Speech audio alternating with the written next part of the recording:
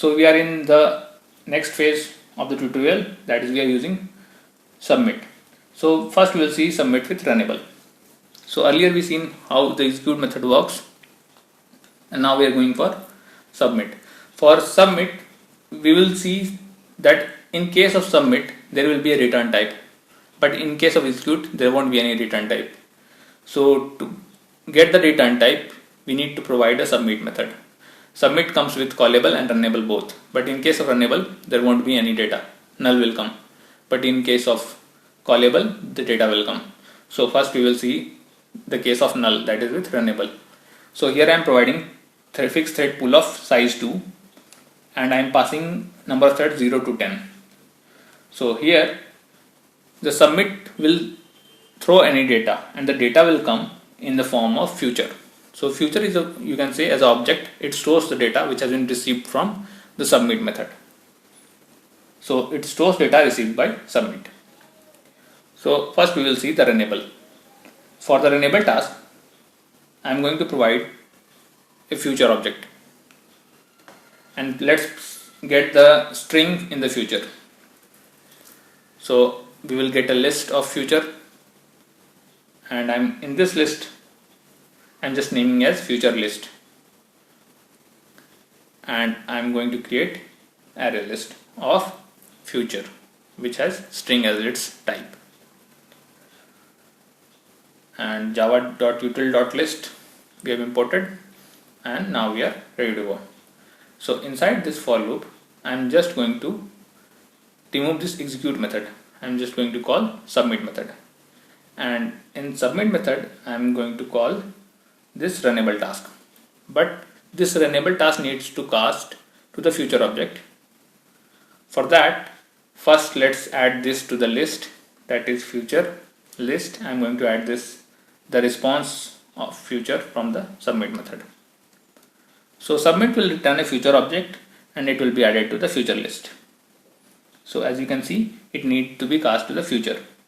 So I'm just going to cast it to the future when we are going with runnable. So future list, in future list I'm going to add all the future objects which are coming, and after waiting till the wait termination I'm going to print all the future data one by one which has been received in the all the 10 tasks. So we have this future and it is coming from future list, and after that I'm going to print normal sysout, that is system.out.println and future.get. Through future.get we are able to access that future object data.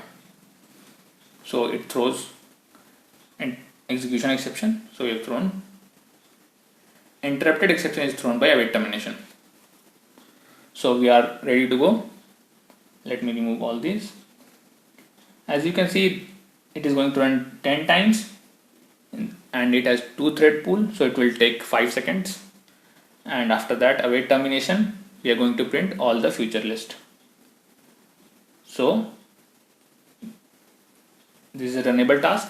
Inside this runnable task it is not going to return any data, so that in the future list it will have all null data. So all the null data will come and it will print null only, null in case of runnable. This will be NULL. So we are ready to go. So let me first print, let me just clear this console and let me print this. As you can see, all the data are coming from this thread, that is we are printing data from thread. After the execution of all the threads and after await termination, the future is printing their data, and through future list we are getting all data as null because runnable task won't return any data.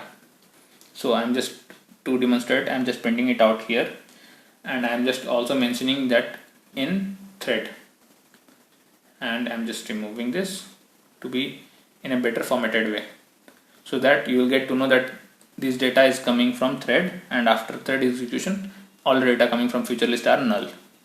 So as you can see, in thread the data is coming through the thread, and after the execution of all the thread null data is coming. Why null is coming? Because runnable is not returning anything, it is returning void, and when we are trying to get through future we are getting null.